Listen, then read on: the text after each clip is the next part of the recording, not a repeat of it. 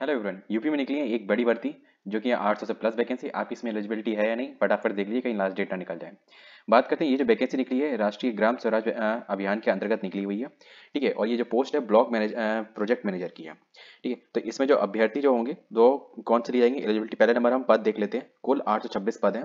ठीक है, कैटेगरी के अकॉर्डिंग इस हिसाब से डिस्टिंग्विश है। ठीक है, और यहाँ पे आप देखते हैं आयु एज जो है वो 18 से 35 है। आपका मानदेय जो रहेगा वो 15,001 रुपये रहेगा प्रति माह। समस्त कर अतिरिक्त।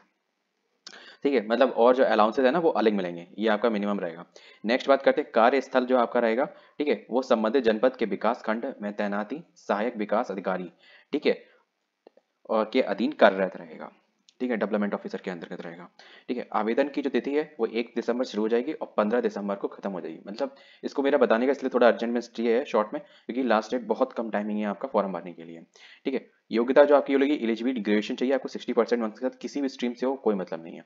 ठीक है, दूसरा इसमें CCC का आपके पास प्रमाण पत्र होना चाहिए अथवा उससे उच्च योग्यता, जैसे कि DCA, PCA, post graduate development computer application.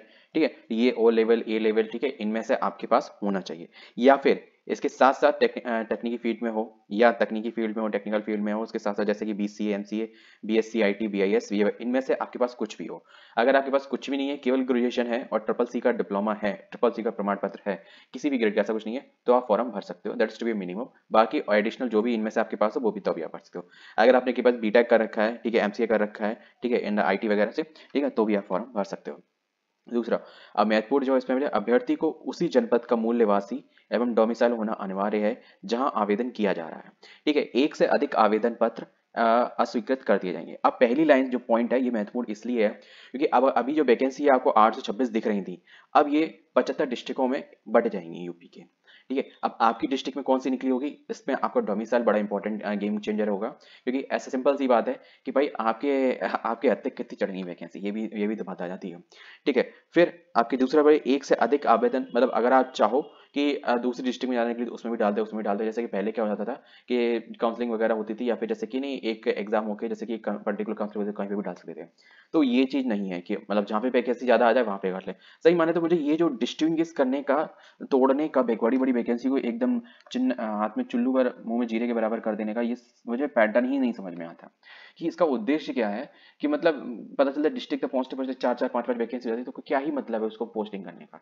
Overall ये एक यूपी की वैकेंसी है, ओवरऑल की कर दो। ठीक है, और सीधा सीधा निकाल दो जो भी बच्चा क्वालिफाई करेगा। अब ऐसा तो है नहीं, फॉर एग्जाम्पल अगर आप लखनऊ गए हैं और अगर आपकी पोस्टिंग होती है आगरा में, तो आप वहां नहीं जाएंगे। ठीक है, ये सैलरी अच्छी दोगे तो आप वो बच्चा कहीं पे भी चला जाएगा ऑल ओवर यूपी में। ठीक है, बात करते हैं यहाँ पे जो दूसरा है रिक्तियों का विस्तृतीकरण विवरण सेवा योजन। ठीक है, सेवा योजन UP.NIC पर उपलब्ध है।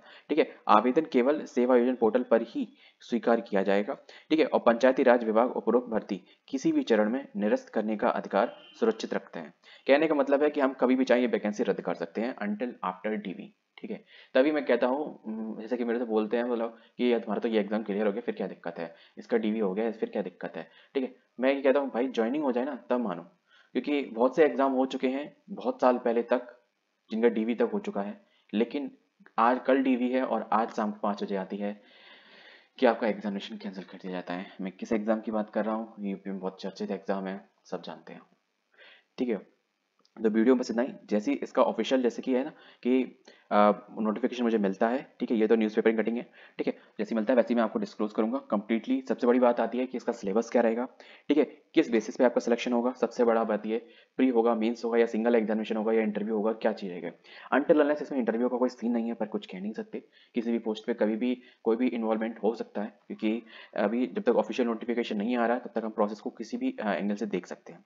ठीक है, एज का विशेष ध्यान रखना और डेट का विशेष ध्यान रखना, और सबसे बड़ी बात है जैसे कि डोमिसाइल का सीन, तो डोमिसाइल का ही विशेष ध्यान रखना। तो जैसे ही ओपन होता है वैसे ही मैं आपको डिस्क्लोज करता हूँ कंप्लीट इन्फॉर्मेशन। मिलते हैं नेक्स्ट वीडियो में। लिंक वैसे तो अभी एक्टिव नहीं हुआ है क्योंकि आज 30 नवंबर है, कल एक्टिव हो जाएगा। ठीक है, तो not be awaited for the. ठीक है, जय हिंद। वीडियो वीडियो को लाइक और चैनल को सब्सक्राइब बिल्कुल कर दिएगा।